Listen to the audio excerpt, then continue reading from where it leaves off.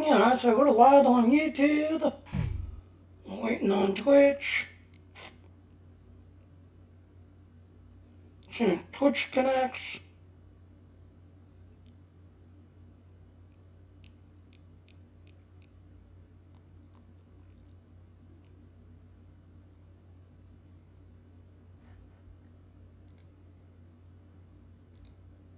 There's Twitch done and connecting. Let's do our intro.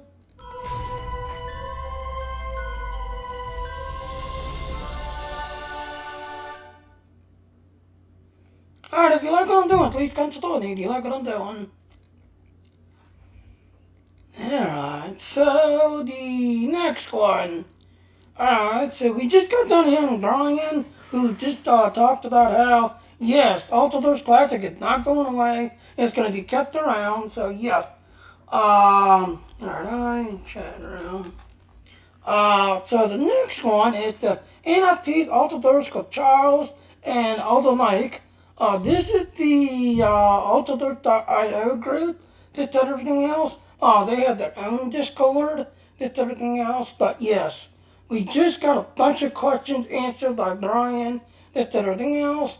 As you heard, yes, Brian is not getting rid of the Classic and Red Light Center. They're going to be kept around. Just everything else. But the next group that's about to come on is the Ultiverse IO group, who operates in the Bitcoin, cryptocurrency, that and all. So in a couple of minutes, we're going to be getting information from them about their group, that and all, and what they're about and what they're doing in the Ultiverse group. So yes, all right.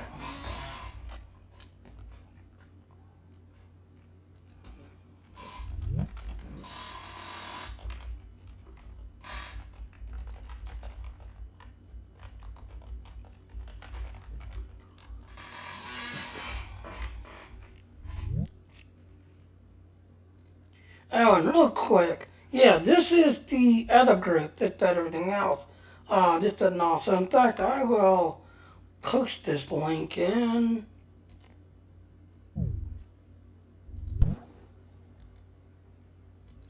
Hey everybody. So there's that. Welcome to our panel, NFTs in the universe, or in the otherverse, I apologize.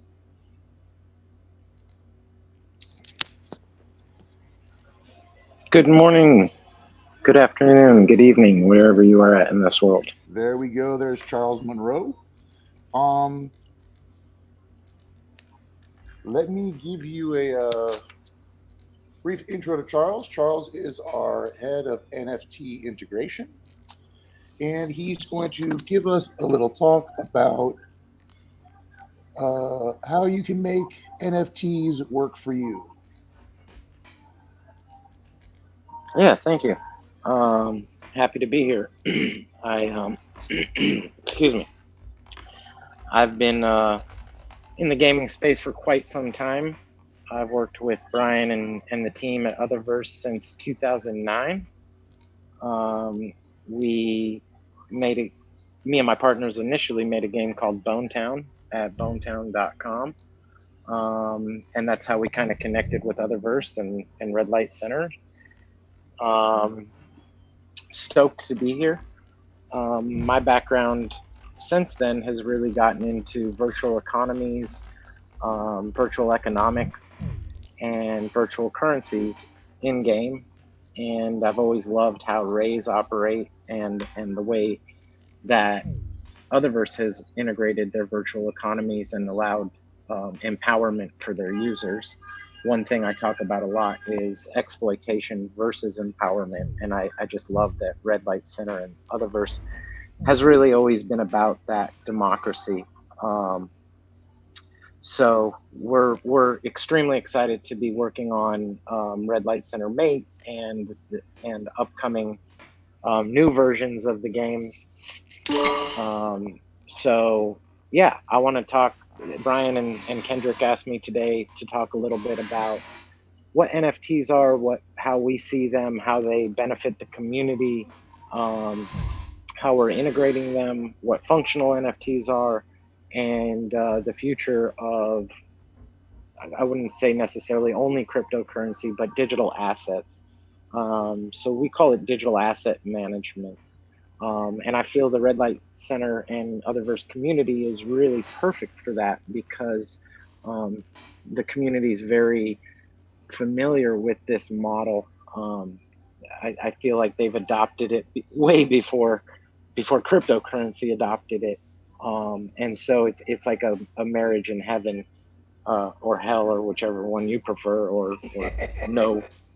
I don't know why I used heaven and hell, but I feel like this is a great fit for this community, and I think we're very early, and we're at the very beginning of this all. So it's great to be here with everybody and have the community involved, and to be able to do this with you, with the community.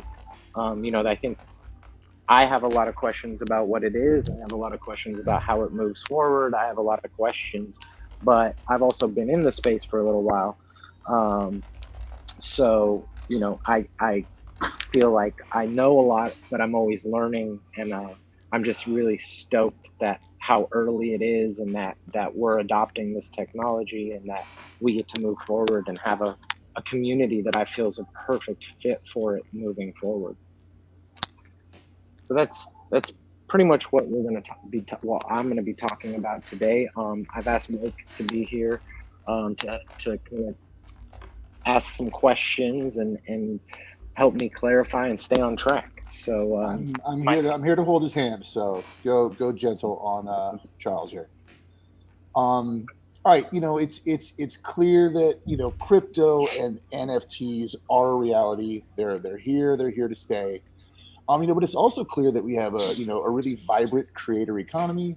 A group of people that are really going to be able to be first movers and really take advantage of these technologies. Let's just take it back. Let's begin at the beginning. Can you just give us an introduction into what NFTs are, and how the Otherverse is applying the functionality to the NFTs and using them in our space and throughout the broader potential meta space? Yeah, absolutely. And we'll be doing a Q&A after this, so if anyone has questions, please just write them down or send them to Kendrick. He's going to field our questions for us. You can put them in the chat or private message him. I know there will be a lot of questions. Like I said, still have a lot of questions about the space. So I'm going to do my best. It is not the simplest. There are simple parts about it, and there's not simple parts about it. So I'm going to try to be as simple as I can. And I will definitely answer all questions at the end. So from a basic introduction standpoint, we look at I think it's important to identify that there's three different standards of what we call tokens. So if we're talking about EVM compatible, which is Ethereum virtual machines, which started the smart contract revolution, which really started the NFT evolution and revolution.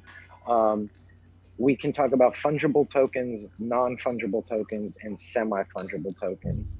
And these are three different standards. And so simply put, a fungible token is like the United States dollar.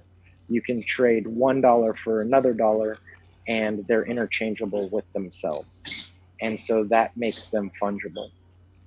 Non-fungible tokens, I like to say, are like art. They're one of one. They are not interchangeable with each other.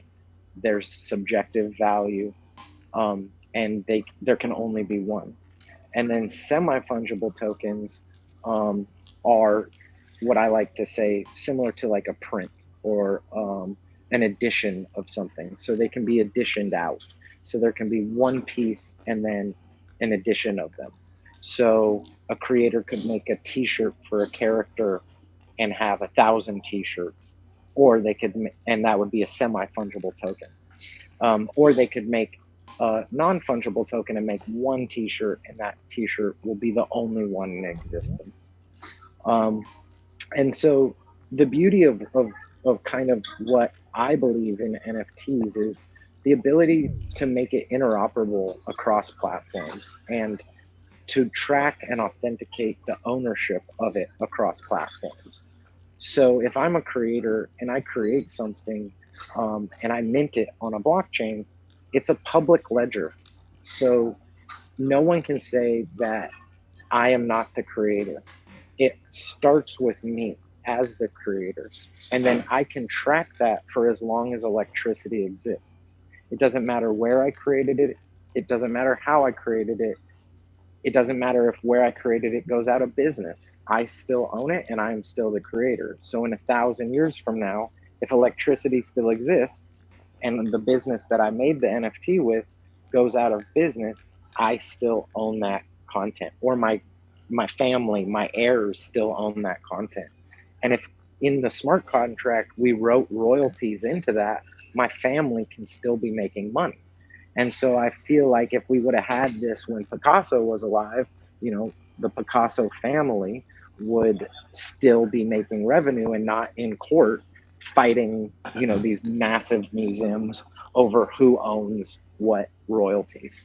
And so to me, moving forward, this is really creator centric and built for the creator.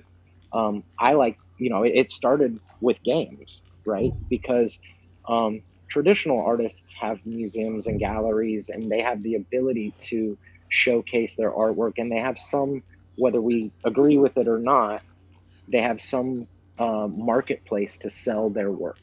Where digital artists, and I like to use Capcom and Street Fighter as an example, do not have never had that ability. So the people who created the characters in Street Fighter, E Honda, Ken, Ryu, all the great characters that I grew up playing in video games, I have no way to know who the artist is, and I have no way to engage that artist, and I have no way to give money to that artist if I want, or support that artist if I want.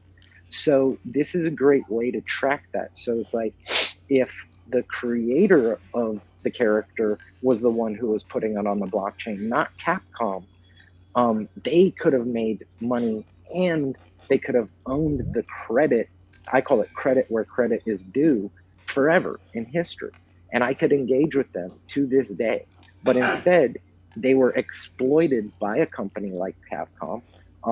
And instead of being empowered, they were exploited, and all the monetary benefit goes to Capcom and not to the creator, not to the artist. And that's one reason that I've always really loved Brian and Otherverse, is because he truly believes in giving the creator that, empowering the creator. And I think, you know, since Otherverse has been doing this, you know, Kendrick and I have had many conversations about like ownership.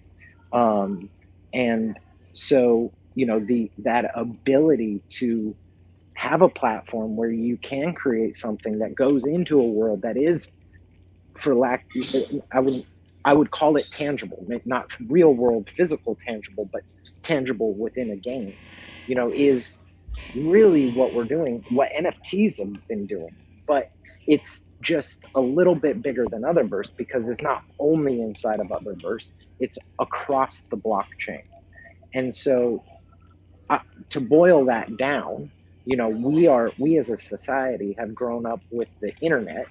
And once Google, Facebook, Instagram kind of took over and said they are the internet, they got rid of the democracy of what we've truly believed in the mid to late 90s of visionaries of the internet.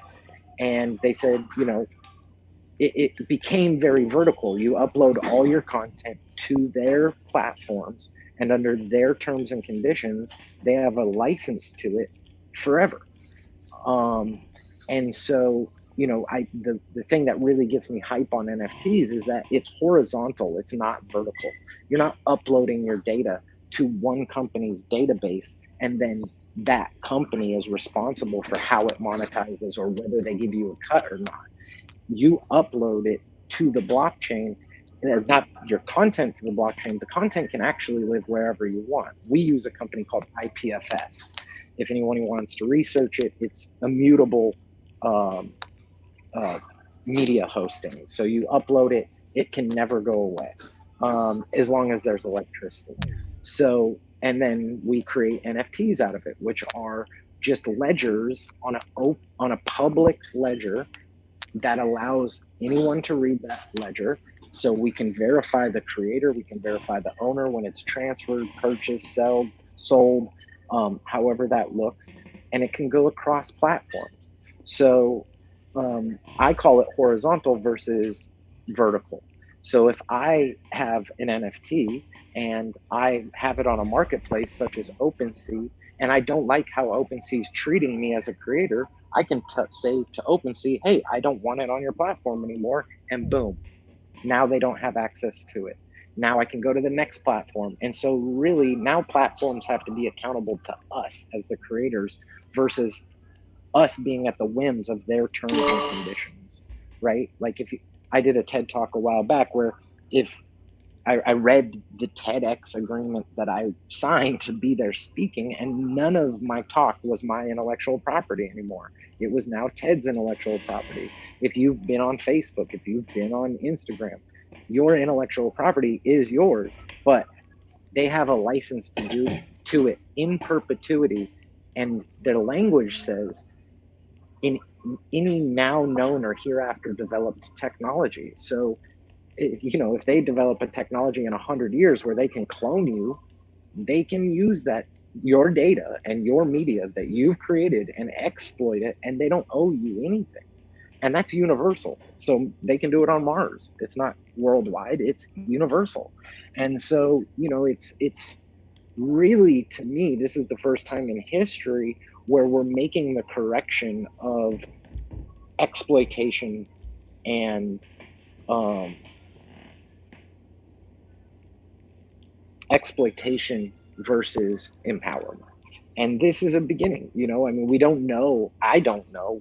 I have the vision of where it's going to end up, but I'm just so stoked to be involved and actually excited that we have this chance now, that it's not only on private databases, that it is public ledger, that I get to own my own content, that we get to own our own content, that we get to work together to own our own content, and we get credit where credit's due, and that it can be transferred to my children's children's children's children, your children's children. It can go on forever. And something that's very special that we didn't have before is royalties. If I sell something to Mike and then Mike sells it to Kendrick, I can get a cut because it's written to a smart contract that I get a cut if Mike sells it to Kendrick, and then Kendrick sells it to somebody else, and then they sell it to somebody else. I can always make sure that I'm getting the cut as the creator of the content. So it's just like, this is so exciting to me, and I think, it's one of the things I was excited about when I found Utherverse. It's like Brian really believes in that democratization and decentralization.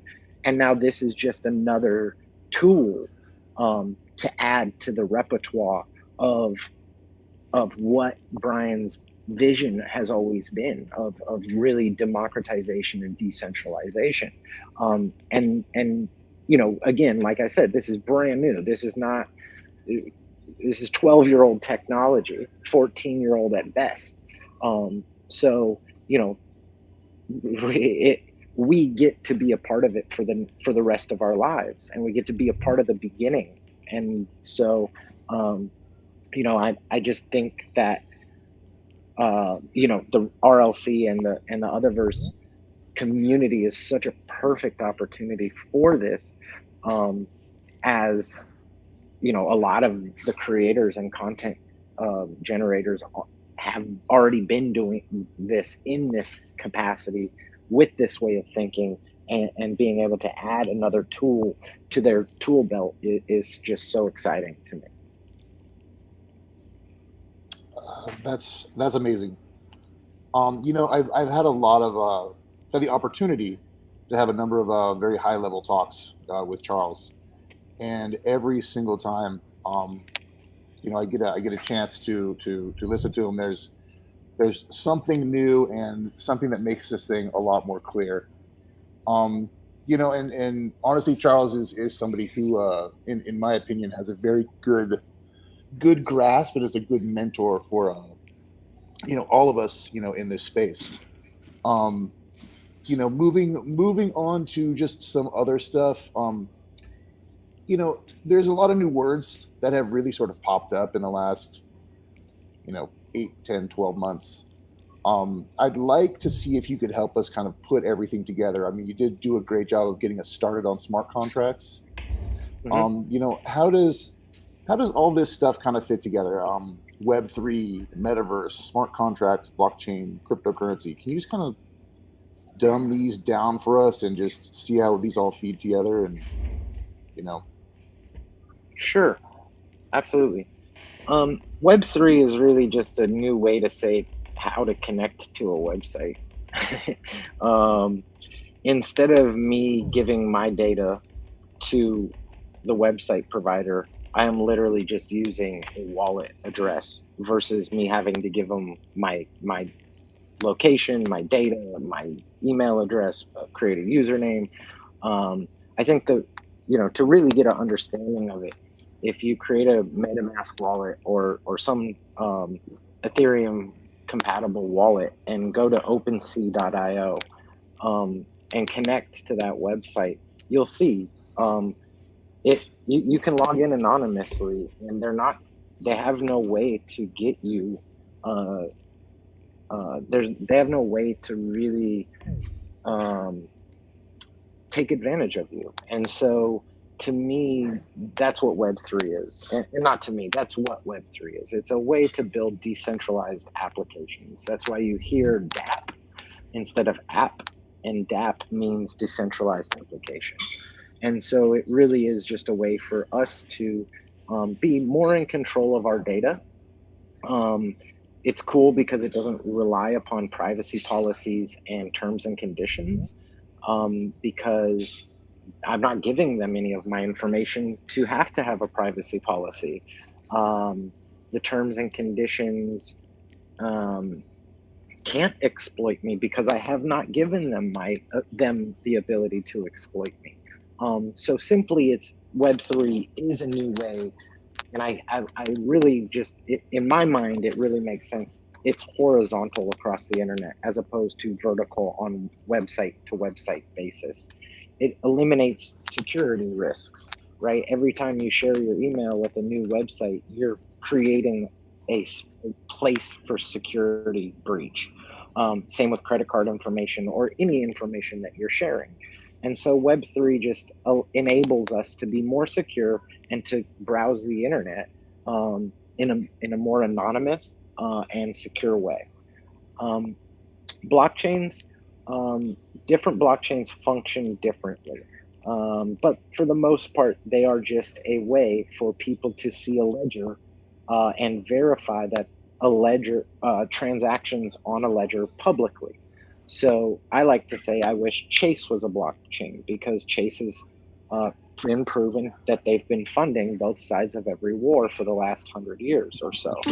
So if publicly we could see that, it would make them accountable. So essentially, blockchains are just a way, and this is very simple. Like, blockchains are a lot more than this, and they all function differently. But simply put, they're just a public ledger where we can authenticate, the public can authenticate every transaction that's ever happened on it. Metaverse, I think this community gets what a metaverse is. It's a cute metaverse. To me, is just some bullshit keyword. It is otherverse, right? It is all these technologies that humans have believed in since the late 90s, but all culminating together to now actually become a thing.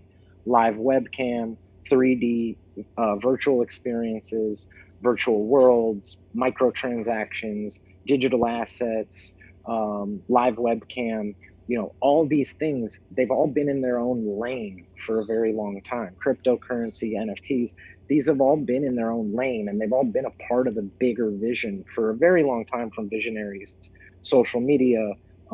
And so now the metaverse, we feel is, or I feel, and I like to describe it as all these things culminating in one space, right? So like, and blockchain and Web3 and NFTs and cryptocurrency, they all are now, in my opinion, the nail in the coffin.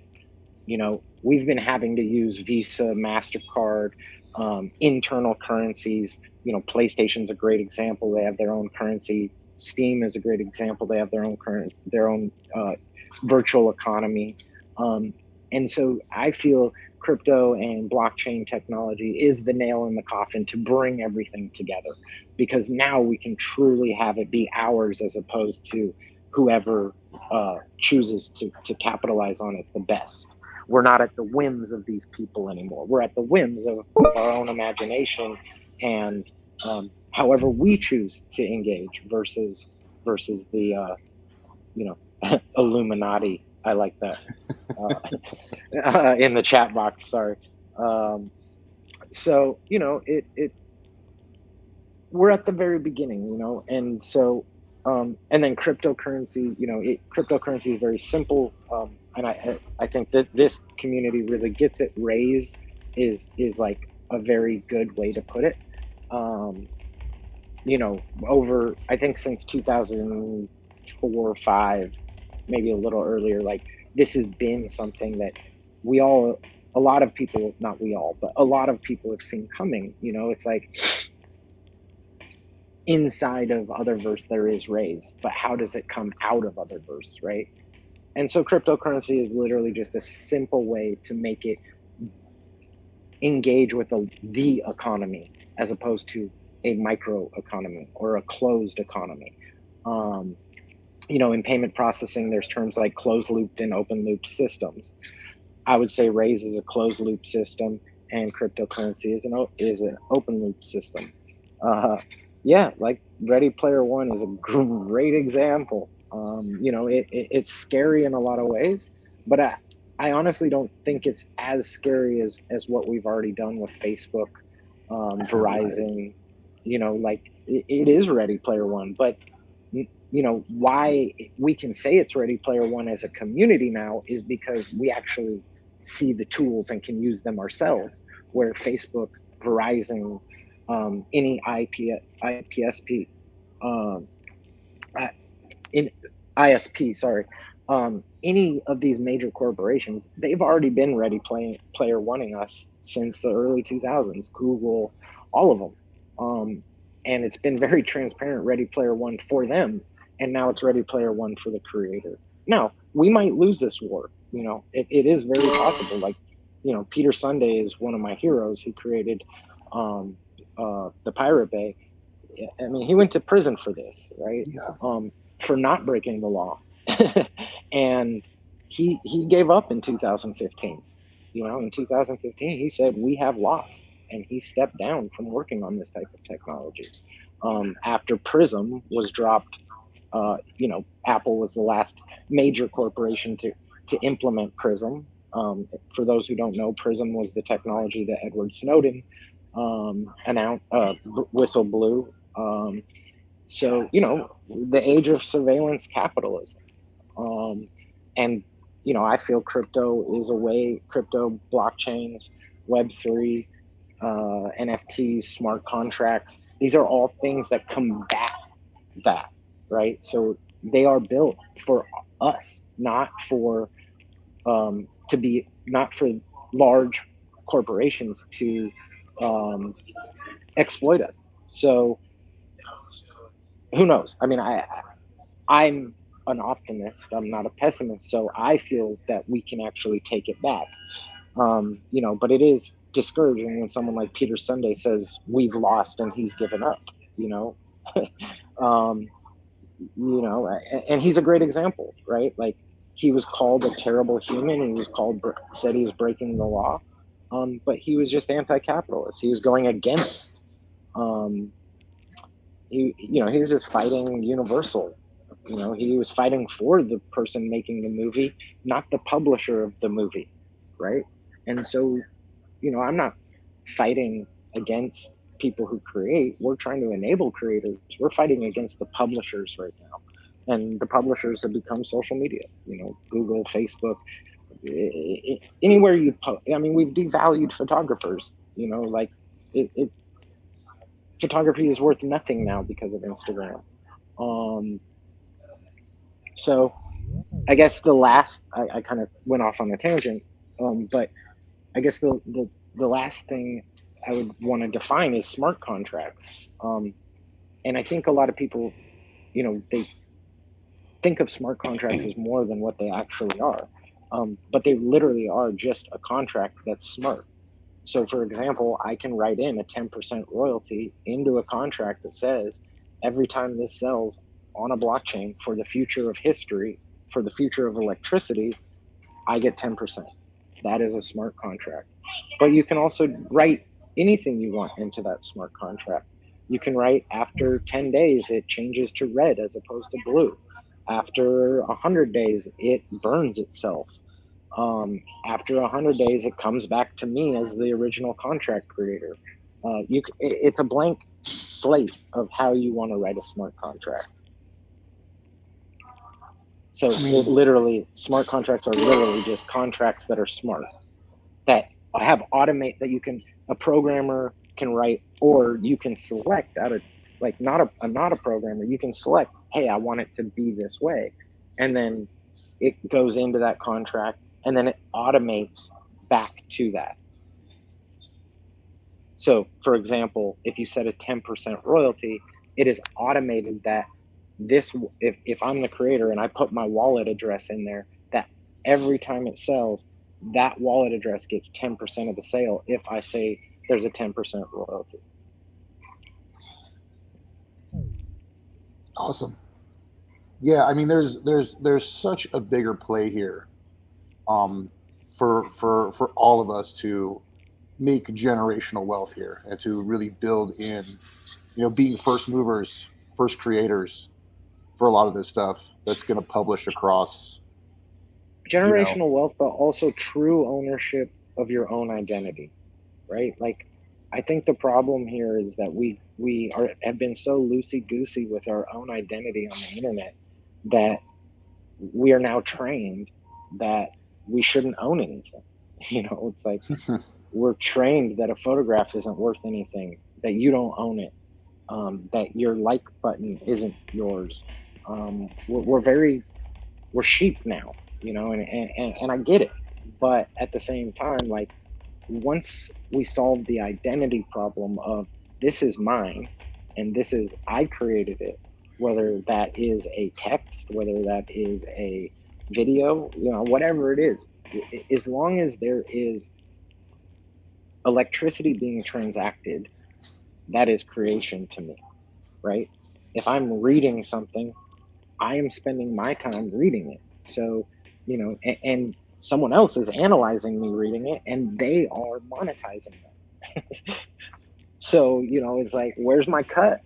Like, where the fuck is my cut? I deserve, if you're monetizing me, then I deserve a cut, or I at least, at minimum, get to say, you're not allowed to monetize it. Right. And so identity, I think, is really the big part that we're trying to figure out at this point. I love it. Awesome. All right, so we're at 30 minutes. You want to do a couple more questions, or do you want to open up the floor to anybody who's got questions for you at this point? We covered a lot at this point. I love it.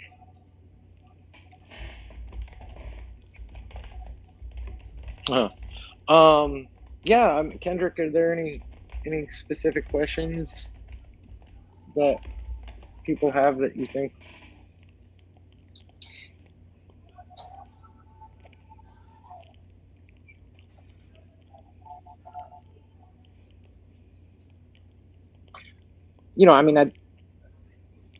As we get the questions in,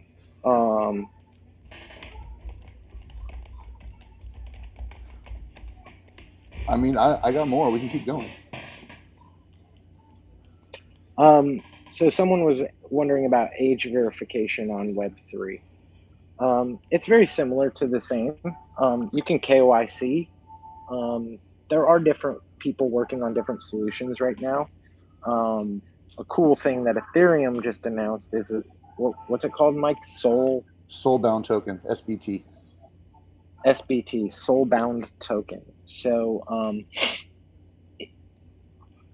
it's a way for you to have a token that is non-transferable. And so, I guess one of the things I haven't really talked about is accessibility. So if you don't own a token, I can, know your customer or know your client is KYCs. One of the things that is really cool about NFTs beyond just content is accessibility. So if I have an adult product and I only want 18 years and older, you have to have a token to even access it. It could be a white page for anyone who does not own that token.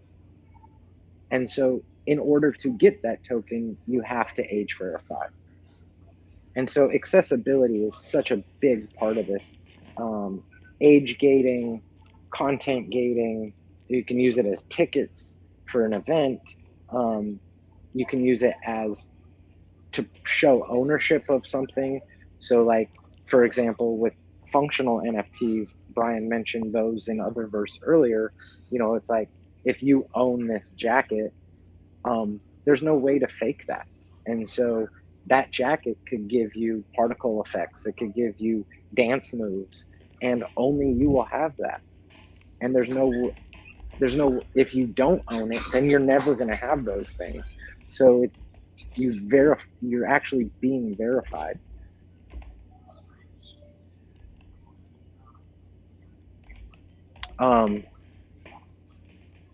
So yeah, I mean, I think there's, as far as age verification goes, like it's not much different from before, but now we can actually make sure that it's more secure. Going back to the identity question, you can identify yourself as how old you are and then never have to identify again, which to me is really, really because you'll have a brilliant. token. Is that correct? Correct. And anyone can check it. They're not checking your actual information. They're just checking to see whether you're 18 or not, or 21, or however age verified you want to be.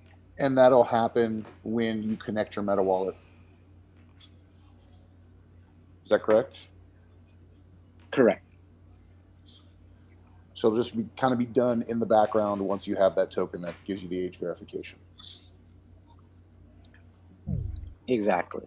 I mean, that kind of opens it up a little bit as well to, sort of the true functionality of the NFTs. I mean, what's out there in the news in the world right now is stupid pictures of monkeys and, silly cartoons and whatnot. And that's what people are really selling as NFTs. Do you want to dive in a little bit deeper on what a truly functional NFT is, or what the utility really can be for these things? I mean, let's talk about the future of this.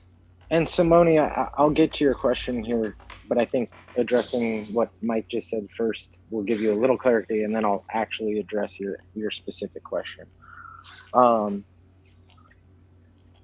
Mike, I love that you say, these dumb apes. Just a little bit of backstory. If we look at Pong, for example, gaming continues to go back in. It's circular, right? Like every decade or two, we go back to the beginning because new technology is introduced, and that's where we have to start. So, like, for example, Pong was a simple math game, and on Atari. And then we get into, Halo, and then we get into, as we progress in the console generation, we get bigger and bigger, better and better. And then, Facebook games drop in early 2000s, and we have to go back to Farmville, right?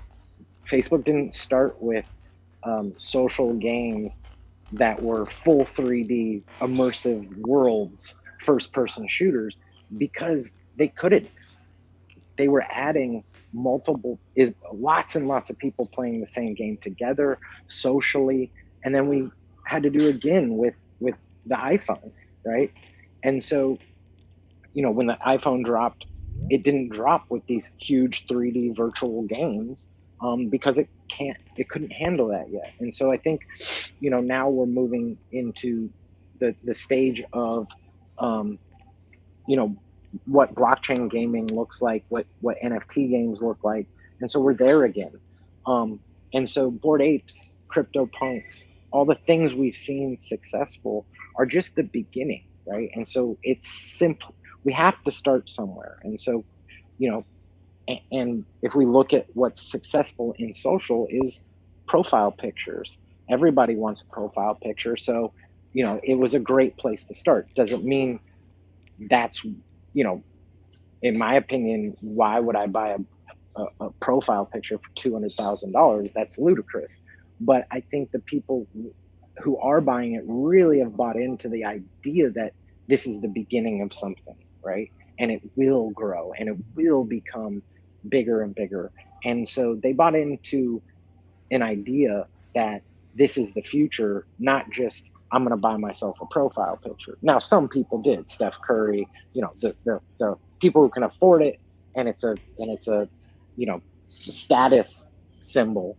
Absolutely, they bought into a JPEG. But I think why the value was there in the first place is because it is the beginning. You know, like Mark Andreessen said about Bitcoin, he's like, I honestly don't care how much it's valued at. I want as much of it as I can get because it was the first truly finite tradable asset by humans in history.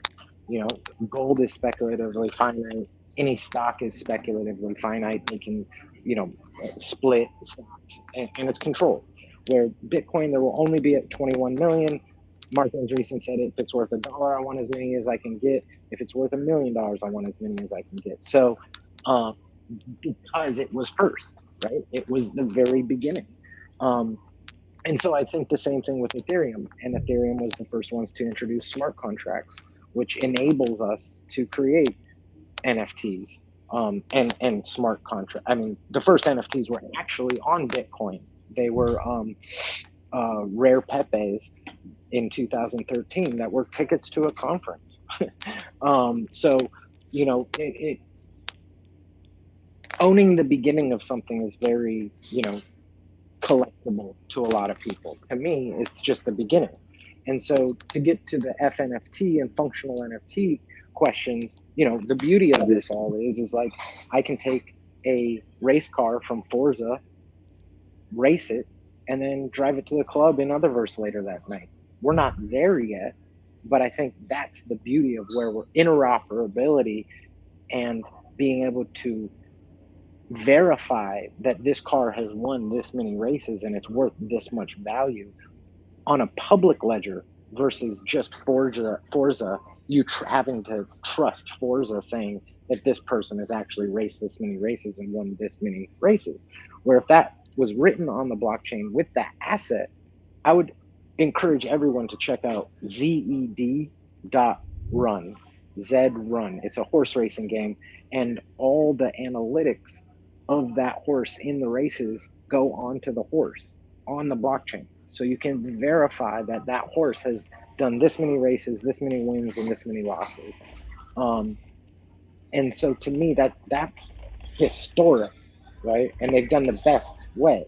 But now, like with functional NFTs, like in Otherverse, it's like, you know, I mean, there's so many applications, like how many people have worn this shirt, how many people have done this with their avatars, how many dance contests, you know, all this can be verifiable on a blockchain if we want, you know, I mean, it doesn't have to be, but if we want to build that trust with each other that's publicly verifiable, then we can. I'm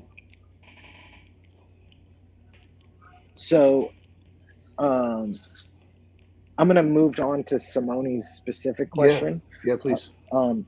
She said, I am a business owner in Red Light Center, running among others a marketplace, supply, demand of RLC, and possible real businesses, hopefully in the future. now how your presentation on NFTs blockchains practically can be used by my business marketplace. So I think there's quite a few different ways. So as far as like, if you throw an event, who has access to that event? That can all be done through a blockchain. If you want to sell your goods, those can all be done on a blockchain, and they can track every single sale.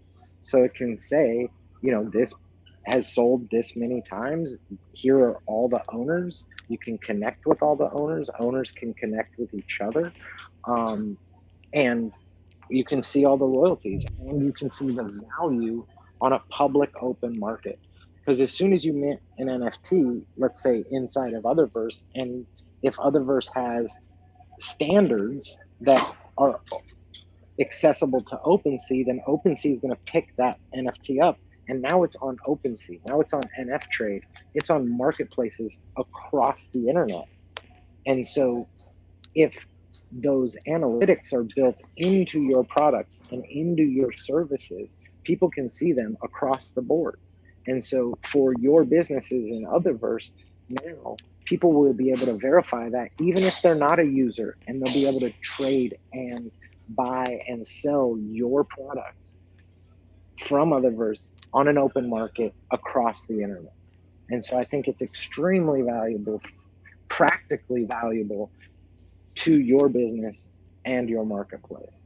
I hope that answers your question. I can get a lot deeper if you'd like, but I think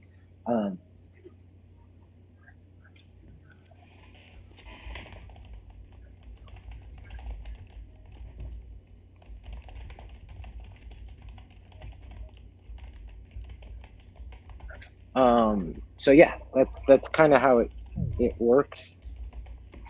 There's definitely a lot more.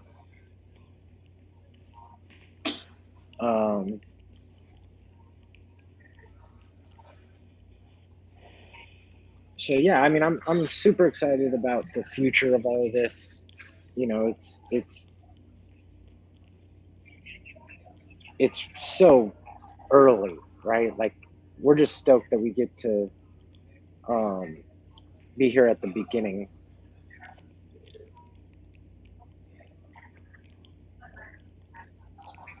You guys want to link to my TED Talk? I don't know about that. No, I'm just joking.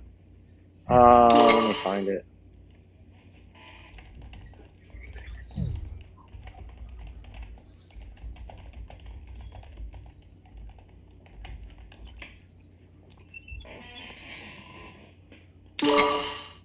And, I feel I was wrong on a few things, but this was 2015.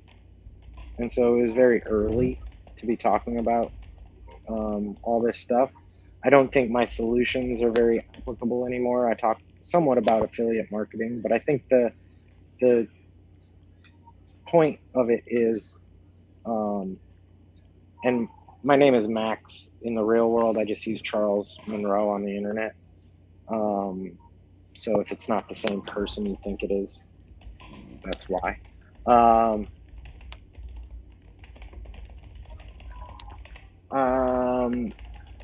I don't think my solutions are as applicable now. But my point really is where's my cut? And that, to me, is still very applicable. The affiliate marketing stuff, it is what it is.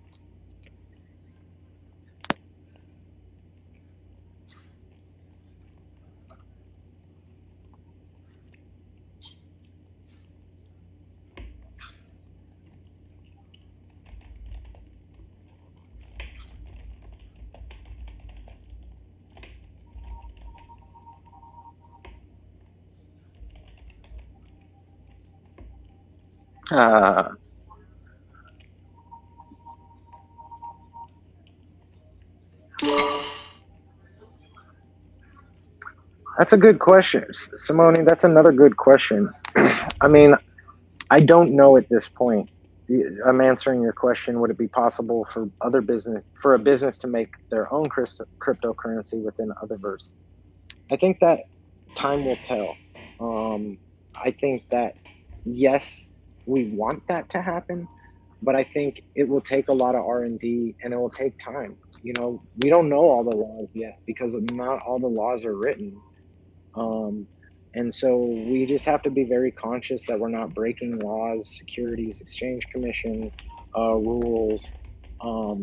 So, you know, with the hopes of getting there, and I think it will be faster than we think. That, you know, it's not. I don't think it will be 30 years. I think it will be, you know, within the next couple of years, we can proceed closer and closer to that vision and that goal, and accept all cryptocurrency. But at this point,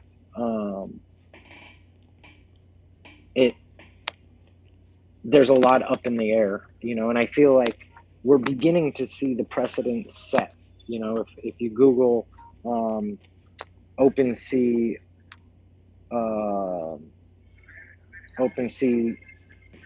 insider trading lawsuit, a guy who worked at OpenSea was buying NFTs off the front that he knew were going to go to the front page before, and now he's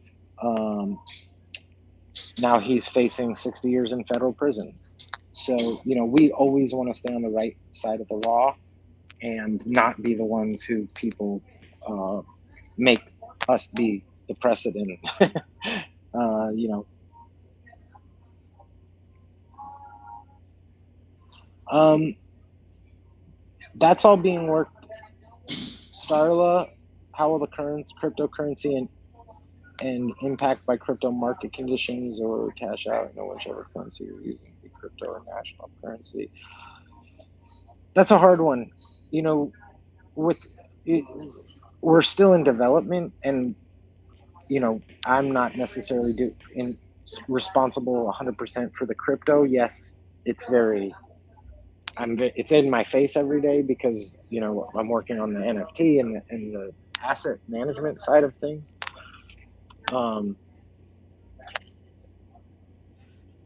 We just have to be so careful about rules and regulations, you know, specifically United States, because they're the big boys in this game, you know. And so outside of the US, I think it's going to be a lot, and depending on what country you're in, it's going to be a lot more lenient.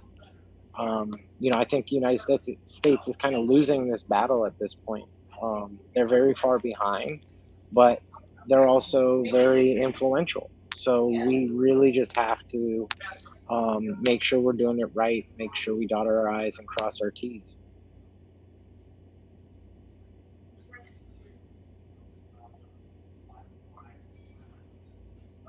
Yeah, no problem, Starla, at all.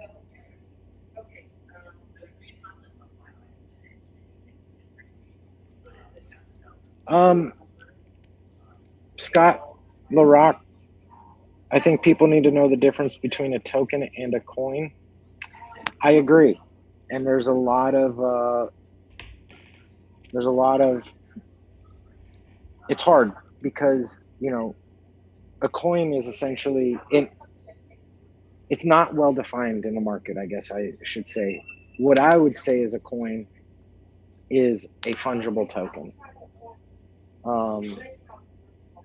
But a lot of these technology, like a fungible token, a non-fungible token, and a semi-fungible token, they all operate under the same, they're literally just transactions in a public ledger. But what I would consider a coin per se versus a token is a currency. But that word is just thrown around so much. It actually is a coin. So, you know, I think as we move forward, these things will be better defined, and as hype dies and real reality sets in. I think we're living in a time of hype right now, and so utility and reality don't necessarily exist in the market as well as I believe they should. But you know, I mean, I have my opinion on what the difference between a token and a coin is, but the reality is that coin is a hype and keyword that needs to be defined by the market, not necessarily an individual. Where tokens, you know, semi-fungible tokens, NFTs, non-fungible tokens. They are all tokens. So that is a very well-defined word versus a coin. You know, what is a coin? It's a hard one. I hope that answers your question. I'm sorry I don't have a more definitive question. Or answer. You know, we're living in the world of hype and and keywords right now. Metaverse, cryptocurrency, token, you know, like this is all, people are hype right now. But I think, you know, and specifically with the market being down right now, it's washing the market of a lot of bullshit, which I feel is great in a lot of ways. Yes, it sucks in a lot of ways, but at the same time, Katrin, I hope I said your name right. This could take a long time to define and bring acceptance. Absolutely, but a long time to you and I is a lifetime. A long time to history is thousands of years. So it's all subjective, right? Like, I think 20 years, 30 years, this will all be defined. To me in my lifetime, that's a lot, but to history, that is next to nothing. You know, the way I think about this is 1804, Plymouth was the first company to ever manufacture a car. And now we're, 118 years later, and cars have not evolved very much. Bitcoin, cryptocurrency has a $2 trillion market cap. They have 1% of the world's money in 12 years. That is evolving a lot faster than the vehicle. So, you know, this is the very beginning, and we get to be a part of the beginning and the transition. Some people I really trust and love have said that, you know, 1% of the world's monetary value, we have a $2 trillion monetary value worldwide, 200 trillion, and crypto is about 2 trillion. They believe that will flip-flop in the next 20 years. And to me, that is not a long time. That is extremely fast. So yes, for our lifetimes, I think that this is going to take time, and there will be a lot of debate. There will be a lot of transition. There will be a lot of standards being set. There will be a lot of precedent being set. We have to, you know, have a lot of governments buy in and actually set what the rules and regulations are. But at the end of the day, you know, I always go with what a 9-year-old thinks over what I think. You know, talk to a 9-year-old about this, and they get it, especially from a gaming and asset man. Like Minecraft is such a good job at what asset management and ownership actually means.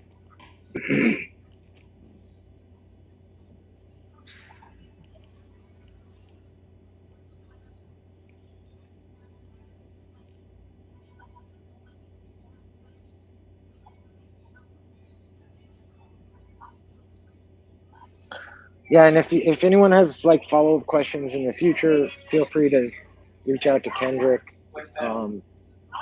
We talk all the time, so I'd be happy to follow up with anyone if you have questions or even comments. You know, I just can't stress enough that this is the beginning, right? And it takes a village. It's not one person's going to answer what crypto, what blockchain is for humanity.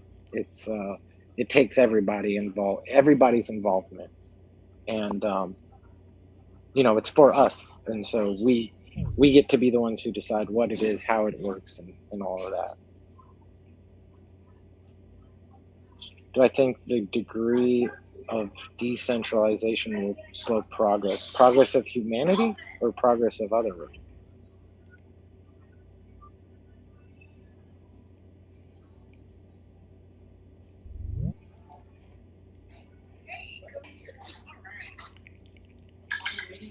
I mean,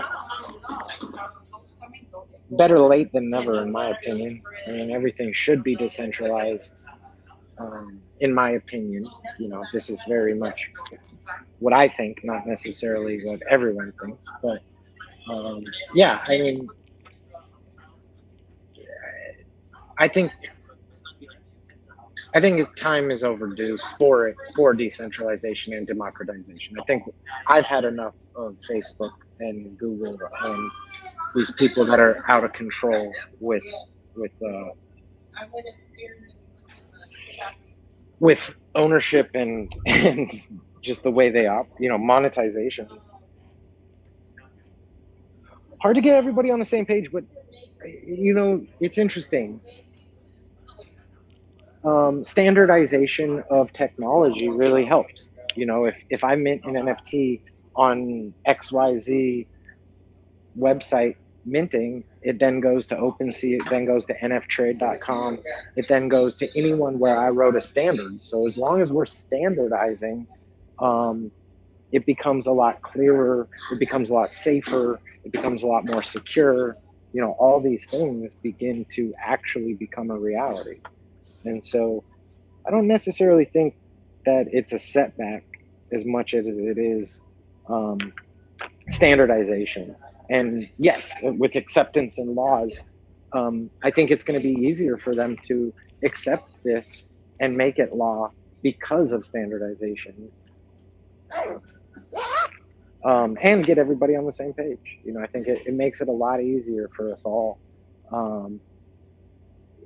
as opposed to just like what Facebook says goes, what Google says goes. And I think they've been careless. I think government's been very careless as well. There's a great book, if anybody wants to read it. It's called The Age of Surveillance Capitalism by Shoshana Yusof. And it talks a lot of shit about the Obama administration. And it happened to be in 2019, Obama's #1 recommended book.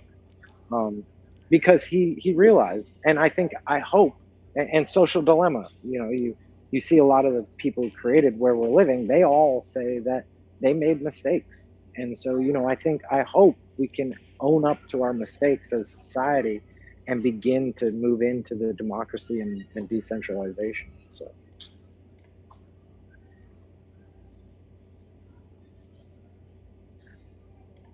yeah. Like I said, if anyone has any other follow-up questions, feel free to send them to Kendrick and he'll get them to me. And yeah, thank you, everybody. I really appreciate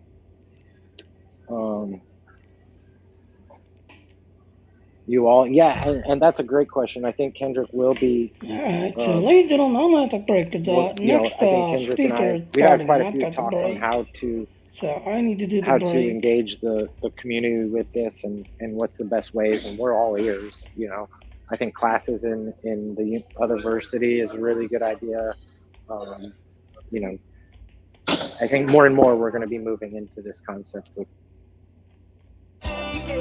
No. Yeah.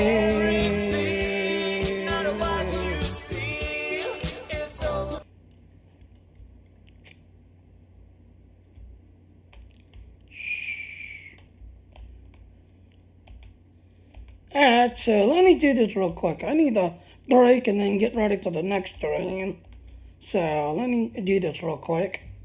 I'm, gonna expect that to run out. Alright, so here's our ending. Alright, hello ladies and gentlemen, Seth on another question, Junior.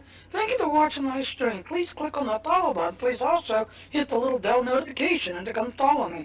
But I do want to point out those little links there. Please go to those links if you want to get more info. And please come to my Patreon page and support me if you enjoy my work and all. Thank you. Bye. Alright.